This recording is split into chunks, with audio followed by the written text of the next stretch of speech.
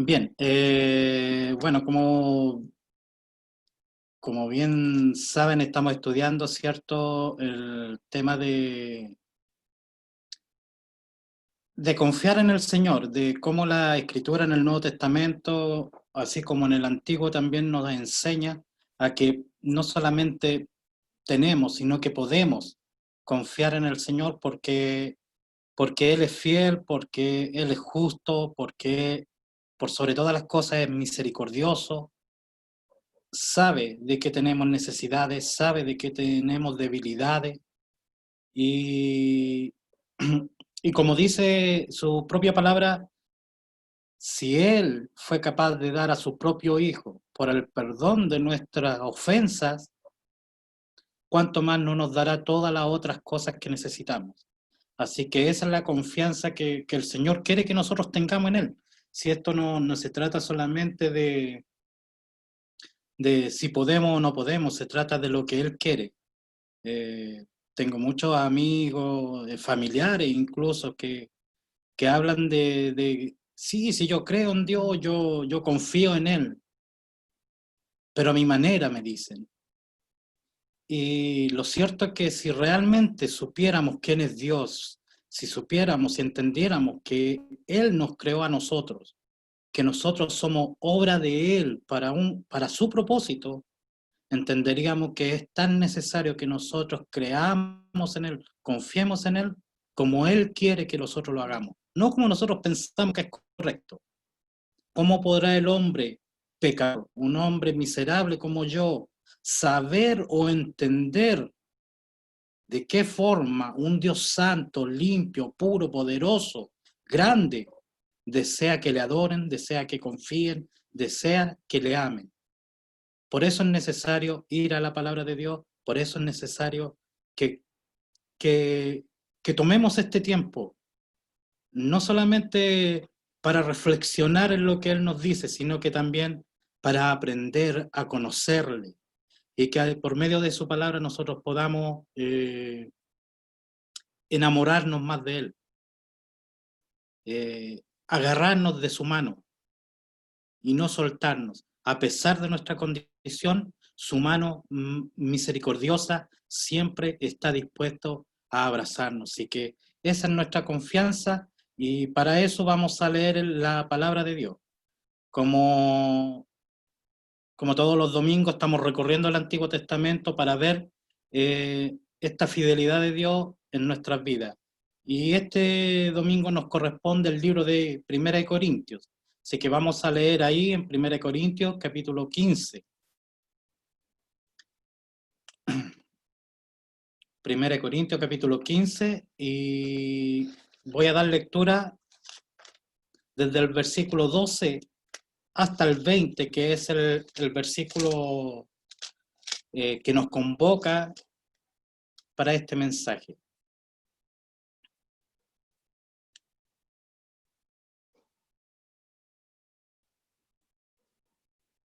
Entonces, 1 Corintios,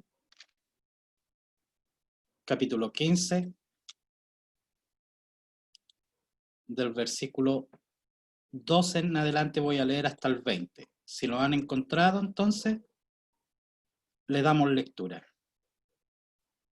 Dice así: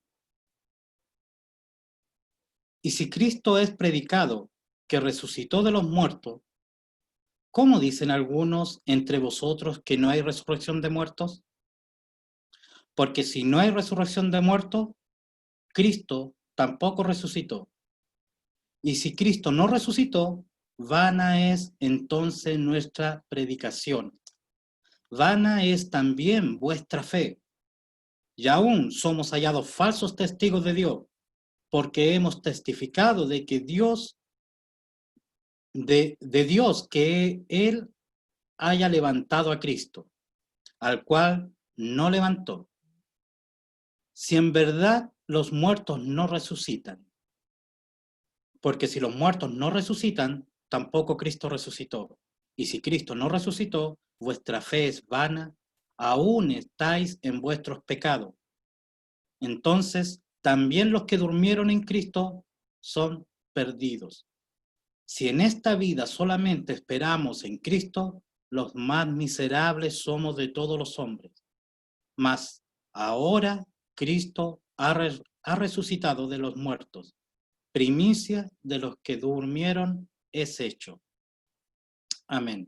Esa es su palabra y vamos a orar para que Él nos dirija en el entendimiento correcto de ella. Amén. Oremos. Bendito Dios y Padre, una vez más, Señor, invocamos tu santo nombre. Primero para darte las gracias por estos momentos en que podemos compartir, Señor, con esto tan precioso para nosotros que es tu palabra. Pero entendemos, Señor, que nuestra mente finita y limitada, Señor, es imposible que pueda comprender las maravillas, Señor, que salen de tu boca. Por eso te rogamos, Señor, así como cantamos hace unos momentos, que tú prepares nuestro corazón, Señor, para recibir esta revelación maravillosa que tú nos das. Abre nuestras mentes, Señor, al entendimiento y a la comprensión. Que tu Espíritu Santo, Señor, obre en nuestros corazones por medio de esta enseñanza. Edifícanos, Señor. Haznos firmes en nuestra fe. Haznos firmes en nuestra confianza en ti. Gracias te damos, Señor, por esta muestra de amor que tú nos das cada día. El poder comprender tu palabra santa. El poder, Señor, leerla y que ella hable a nuestra vida y la transforme cada día. Gracias te damos por eso, Señor. Quita de nosotros todo aquello que no proviene de ti, los miedos, los enojos, las preocupaciones, Señor, para que en estos momentos, Señor, nuestra mente esté enfocada solamente en ti, solamente, Señor, en glorificarte, en darte gracias por todos tus dones maravillosos que nos das. Gracias te damos, Señor, por tu Hijo Jesucristo, quien hizo posible todo esto ahí en la cruz del Calvario. Por tu Santo Espíritu te damos gracias, Señor, porque sabemos que sin Él nada de esto, Señor, podría llevarse a cabo. Gracias, Señor, te damos por tu amor y tu misericordia con nosotros. En el nombre de tu Hijo Jesús oramos. Amén. Amén. Bueno, el texto que acabamos de leer comienza en el versículo 12 y aquí el apóstol Pablo señala que en la comunidad de Corintios algunos decían que no había resurrección de los muertos. Para que podamos entender un poco el contexto de esto, recordemos que Corintio era una ciudad portuaria que tenía puertos, llegaban barcos de todos lados, era rico en tener, ¿cuánto se llama esto? Comunidades de diferentes culturas, diferentes creencias. También recordemos que Corintio era un pueblo que era griego, que se enfocaba mucho en el estudio de la filosofía. De hecho, Corintios queda al frente de Atenas, ahí mismo donde fue Pablo, a un templo donde tenían muchos dioses y se reunían para discutir acerca de estos dioses, porque ese era el interés de los griegos en aquellos tiempos, y Corintios no se apartaba de eso, al contrario, había una cantidad de templos de distintos dioses. Entonces, la gente de Corinto era muy filósofa, a ella le gustaba estudiar a los diferentes dioses, y ellos en realidad no rechazaban la resurrección, sino más bien que la interpretaban de una forma distinta. Ellos creían en la resurrección como una metáfora. Ellos creían en la resurrección como quien diría hoy, ¿cierto? En los tiempos de hoy, no, Él vive, pero en nuestros corazones. Ellos pensaban que Cristo resucitaba, pero que era una metáfora de que Él estaba vivo por intermedio de las enseñanzas que dejó, de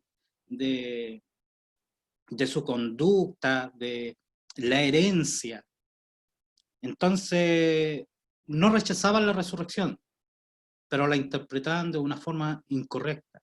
No creían en la resurrección literal, de que Cristo había resucitado y que hoy Él vivía tal cual como lo hacemos nosotros. Entonces, ese era el pensamiento de ellos. El pensamiento era de que sí, vivía en nuestros corazones, en nuestras mentes, por su enseñanza. Entonces, en el versículo 13, Pablo señala lo obvio. Si no hay resurrección de los muertos, entonces ni siquiera Cristo resucitó. El enfoque aquí en estos pasajes que acabamos de leer, que Pablo les da, el enfoque está en la resurrección de Jesús y en los beneficios que esto tiene para nosotros. Pablo aquí no está argumentando si existía o no existía la resurrección, si hacen bien en creer en esta filosofía o no, sino que más bien él reduce toda esta discusión en Cristo, que si la resurrección no es posible, no es efectuada físicamente, entonces Cristo nunca se levantó de la tumba. Pero él lo lleva más a fondo. Él dice, y si Cristo no resucitó de la tumba, entonces nosotros estamos condenados. Si no resucitó Cristo, menos lo haremos nosotros. Y luego comienza él un listado de 5 consecuencias.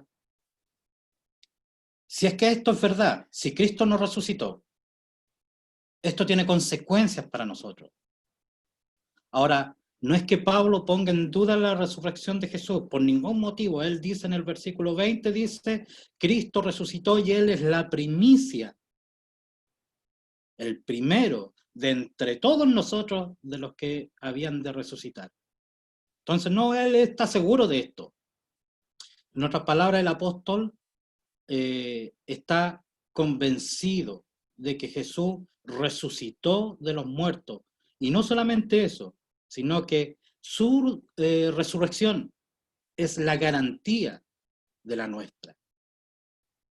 Por eso que ahí en Romanos 8:11 él dice, y si el espíritu de aquel que levantó de los muertos a Jesús mora en vosotros, o sea, en todos nosotros, el que levantó a Cristo Jesús de los muertos vivificará también vuestros cuerpos mortales por el Espíritu que mora en vosotros.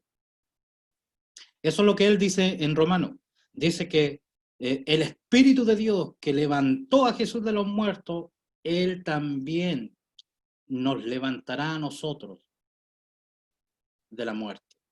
Entonces Él no está poniendo en duda, Él solamente está tratando de mostrar las consecuencias que esto tendría si Cristo no hubiese resucitado. Cuando Pablo comienza su explicación en el versículo 30, si no hay resurrección de los muertos, ni siquiera Cristo resucitó, su enfoque está en que nosotros tampoco lo haríamos. Entonces, Pablo explica 5 consecuencias de si Cristo no resucitó de los muertos, con la esperanza de despertarnos a la confianza de las consecuencias que tiene en nosotros la resurrección de Jesús. Bien, entonces, ¿cuáles son estas? 5 tristes consecuencias. 1, la encontramos en el versículo 14. ¿Cuál es? Que nuestra predicación es en vano. Y como consecuencia, nuestro testimonio es falso. ¿Ya? Eso dice versículo 15. Si Cristo no resucitó, vana es entonces nuestra predicación. Vana es nuestra predicación. Tal vez esto no le afecte mucho a a, a los que no predican o a los que no lo acostumbran a hacer, pero a los que predicamos esto es muy, muy fuerte, porque si Cristo no resucitó, vana quiere decir que es vacía. Si Cristo no resucitó, este mismo mensaje que hoy predico yo no tiene poder, no tiene autoridad, no tiene forma de que pueda cambiar las vidas de cada uno de nosotros. Solo serían palabras vacías.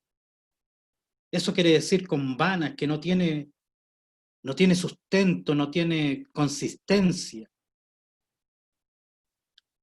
Y en estos 5 efectos negativos que Pablo nombra aquí, nos vamos a dar cuenta que esto va creciendo. El efecto negativo en nuestras vidas, si es que Cristo no resucitó, va a ir paulatinamente creciendo. Él dice en el versículo 15, después, ¿cierto? Que dice, vana es entonces nuestra predicación. En el versículo 15 dice, entonces, y aún somos hallados falsos testigos de Dios. Exacto, falsos testigos. No solamente nuestra predicación no tiene poder, sino que entonces tendríamos que decir que somos mentirosos, que hemos inventado esto, somos falsos, que no hemos visto a Cristo. Y claro está que nosotros mismos, yo mismo no lo he visto físicamente aún, pero lo he visto en el poder de su Espíritu Santo, en el poder de su palabra, obrar en mi vida. Entonces, eso sería una mentira. La segunda consecuencia que tendría la encontramos en el versículo 14. ¿Cuál sería esta? Ahí mismo, donde dice él, si Cristo no resucitó, vana es entonces nuestra predicación. Como consecuencia también tendríamos que decir que vana es también nuestra fe. Por supuesto, si yo predico acerca de Cristo que resucitó y realmente no resucitó, entonces su fe sería tan vacía como mi predicación, porque eso nunca pasó. Entonces la segunda consecuencia negativa que tendría, que la fe que decimos que tenemos no tendría ningún poder, ni un poder. Tercera consecuencia negativa está en el versículo 17. ¿Cuál es esta? Que todavía entonces estaríamos muertos en nuestros pecados. Versículo 17, y si Cristo no resucitó, así como nuestra fe era vana, dice, aún entonces estamos en nuestros pecados. Aún soy el hombre condenado a muerte por transgredor de la ley de Dios, porque Dios es un Dios santo, que no tolera el pecado, que no puede tolerar el pecado. Sí sabemos que Dios es un Dios amoroso, pero su amor no puede pasar por sobre su justicia, por sobre su santidad. Él debe ser un Dios justo. Su amor lo demostró cuando envió a su propio Hijo a morir para poder cobrar esa deuda que nosotros teníamos con Él. Él murió por mí. Pero si Cristo no resucitó, entonces yo aún vivo en mis pecados. Mire, más claro lo dice Pablo en Romanos 4, que dice el versículo 25, hablando de Jesucristo, dice, el cual fue entregado por nuestros delitos, dice. ¿Pero qué dice después? Dice, y resucitó para nuestra justificación. La resurrección de Jesús es la evidencia de que nosotros hemos sido perdonados, que nuestra deuda con Dios ha sido cancelada. Esa es la resurrección de Jesús. Y si eso no sucedió, todavía tiene esa deuda, todavía estamos condenados en nuestro pecado. Consecuencia 4, versículo 18. ¿Cuál es? Que si nuestra fe es vana, aún estamos en nuestros pecados, por lo tanto, todos los que mueren ya son condenados. Eso dice el versículo 18. Entonces, también los que durmieron en Cristo son perdidos. Todos los que hemos creído en Cristo. Una de la confianza que tenemos al morir es que vamos a ir donde nuestro Salvador, que nos encontraremos con Él. Sin embargo, si Cristo no resucitó, eso nunca va a pasar. Realmente que esto nos afecta. Consecuencia número 5, está en el versículo 19. Debemos ser compadecidos sobre todos los hombres. Mire, esto sí que es triste para nosotros. Dice el versículo 19, si en esta vida solamente esperamos en Cristo, si nuestra confianza solamente está en que en Cristo vendrá a buscarnos, que Él cambiará nuestros cuerpos y nos glorificará para que ni el pecado ni la muerte tengan más poder en nuestras vidas, entonces dice, si no resucitó, los más miserables somos de todos los hombres. Eso sí que es triste. Ahora, esta última consecuencia es la que tiene mucha relación con el versículo 20 que es el versículo central de este mensaje. Pablo escribe esto para mostrarnos por qué es un incentivo poderoso y que a menudo descuidamos para abrazar a Jesús como el Señor resucitado de nuestras vidas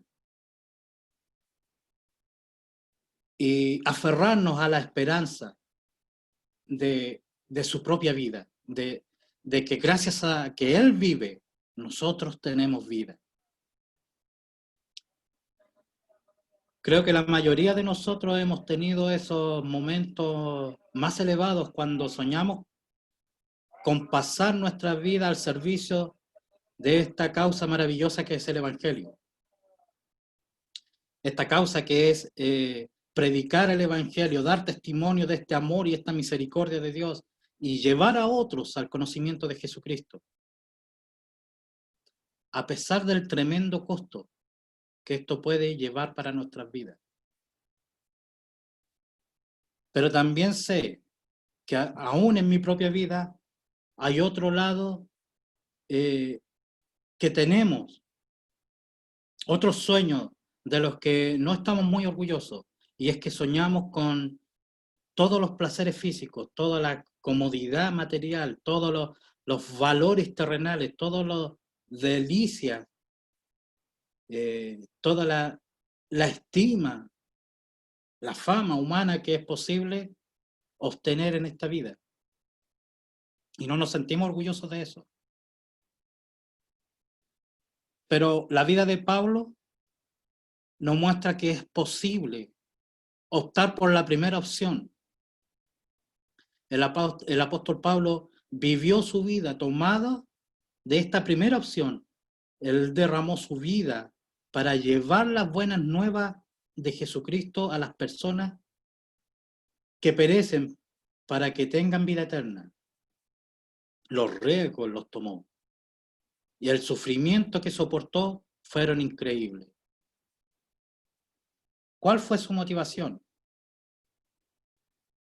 ¿Cómo poder soportar todo esto? Mira ahí en el versículo 30, de ahí mismo del 1 Corintios 15, él mismo dice, y si Jesús nos resucitó, ¿y por qué nosotros peligramos a toda hora? O sea, ¿qué sentido tiene soportar toda la aflicción si Cristo no ha resucitado? ahí en 2 Corintios 11, 23, él nos habla un poco de todo lo que soportó. Dice en el versículo 23, son ministros de Cristo, como a pocos sabios hablo yo. Yo más, dice, trabajo más abundante, en azotes sin medida, en cárceles más, en muerte muchas veces. De los judíos, 5 veces he recibido 40 azotes menos uno. 3 veces he sido azotado con vara, 1 vez apedreado, 3 veces he padecido naufragio. 1 noche y 1 día he estado en los profundos de la mar. En caminos muchas veces peligros de ríos, peligros de ladrones, peligros de mi nación, peligro de los gentiles, peligro en la ciudad, peligro en los desiertos, peligro en la mar, peligro entre falsos hermanos.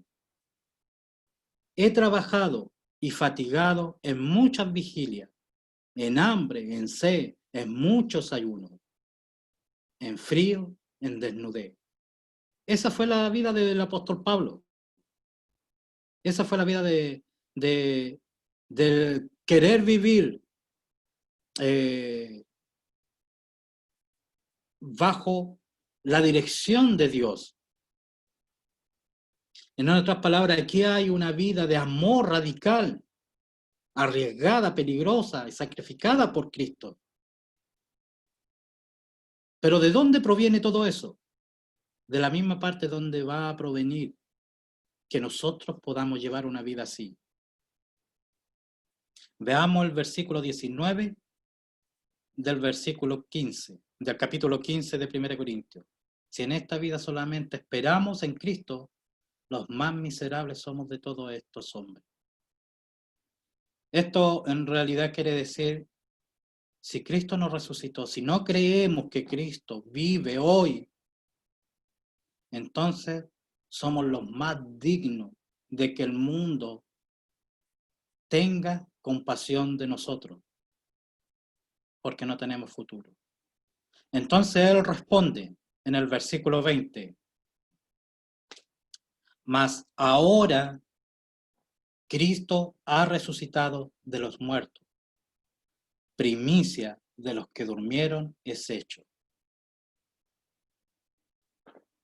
El gran obstáculo para una vida de amor sacrificial y arriesgada por Cristo se encuentra en el hecho que ignoramos la profundidad de lo que significa la resurrección de Cristo. Los más miserables somos de todos los hombres.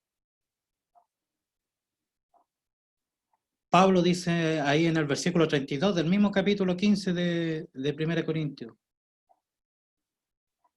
si como hombres batallamos contra las bestias, ¿qué me aprovecha? Si los muertos no resucitan, comamos y bebamos, que mañana moriremos. No está hablando de glotonería ni de alcoholismo, sino está de esta vida como un lugar donde debemos exprimir todos los placeres que podamos y correr el menor riesgo posible, porque no hay nada más. Él está tratando de decirnos, mira, si Cristo no resucitó, si no hay una vida después de esta, entonces disfrutemos de los placeres, esforcémonos para disfrutar de los placeres de este mundo. Total, no hay otra vida. Sin embargo, él dice en el versículo 20, mas ahora Cristo ha resucitado de los muertos. Eso es, tengo la certeza de que esto es así. Por eso él comienza este capítulo allá en el versículo 1 diciendo la cantidad de testigos que vieron a Jesús vivo, que se presentó a los apóstoles, a los 12, luego a los 100 y tantos, luego a todos los que estaban reunidos ahí en el aposento. Luego dice, el último fui yo. Yo estoy seguro, dice Pablo, de que él vive. Y no solamente eso, que porque él vive, él es la primicia, es el primero de los que durmieron es hecho de los que mueren, todos han de resucitar después de él. Si mi confianza está en Cristo resucitado, entonces mi confianza está en que yo resucitaré con él. Entonces esta vida es solo una vida pasajera y la vida eterna con Cristo será de gozo cada vez mayor. Una ilustración del Señor Jesucristo acerca de esto está ahí en Lucas 14:12. Él dice así: y dijo también al que le había convidado: cuando haces comida o cena, no llames a tus amigos, ni a tus hermanos, ni a tus parientes, ni a vecinos ricos, dice, porque también ellos no te vuelvan a convidar y te sea hecha compensación. Mire lo que el Señor Jesús está diciendo aquí, que cuando hacemos algo por el bien de los demás, no debemos hacerlo pensando en los beneficios que vamos a recibir. No. Él dice en el versículo 13, mas cuando haces banquete, llama a los pobres, a los mancos, a los cojos, los ciegos, y serás bienaventurado, porque no te pueden retribuir, porque no vas a recibir gloria. Pero él continúa diciendo, más te será compensado en la resurrección de los justos. Ese es el pensamiento que guiaba a Pablo. Él todo lo que hacía aquí para el servicio del Señor, a pesar del sufrimiento, a pesar de las dificultades, a pesar de lo incómodo, de todo lo que él pasaba, él no estaba enfocado en lo que iba a recibir aquí en este mundo, sino lo que les esperaba. Y eso solamente es posible si creemos y confiamos en que Cristo resucitó de los muertos y Él nos resucitará a nosotros. Solamente es posible si entendemos que después de esta vida viene una mejor y no nos aferramos y nos amarramos a esta vida, a las comodidades que esta vida puede darnos.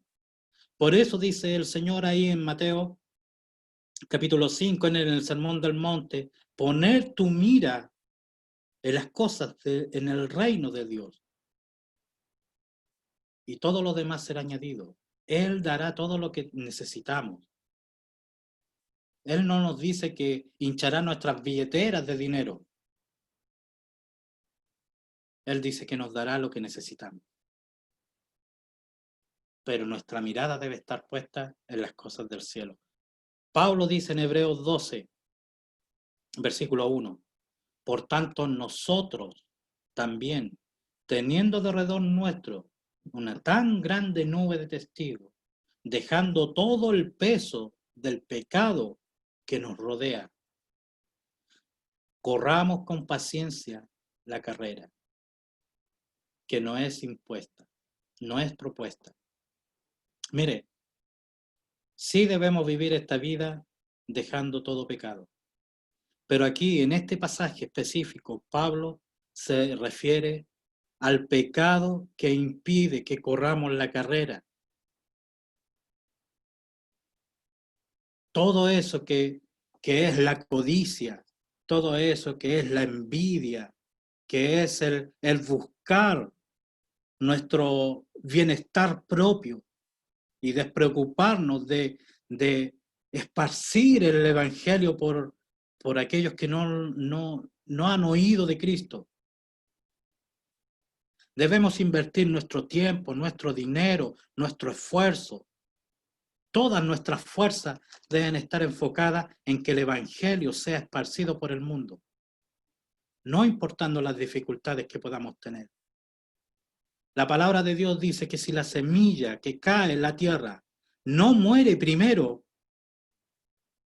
no puede llevar fruto.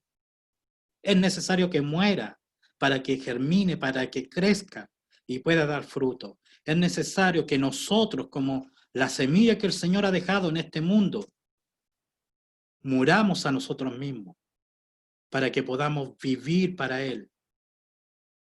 Eso es lo que expresa Juan el Bautista cuando dice: es necesario que yo mengüe, es necesario que yo vaya desapareciendo, que mi personalidad, mi ser, mis deseos vayan desapareciendo.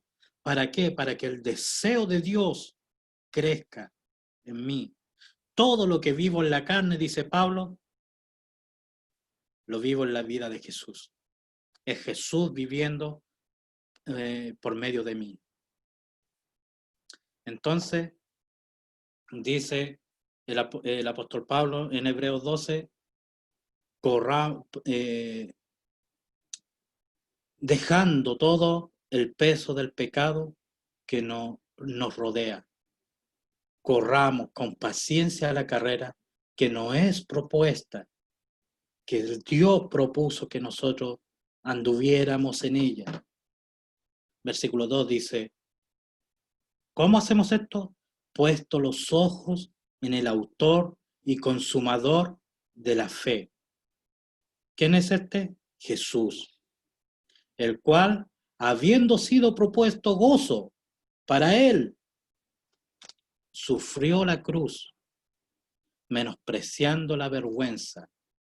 No tomando, eso quiere decir menospreciando la vergüenza, no la tomó en cuenta, no se fijó en ella, no se fijó en la vergüenza que el mismo creador que creó al hombre y todo el universo hoy estaba siendo crucificado por sus propias criaturas.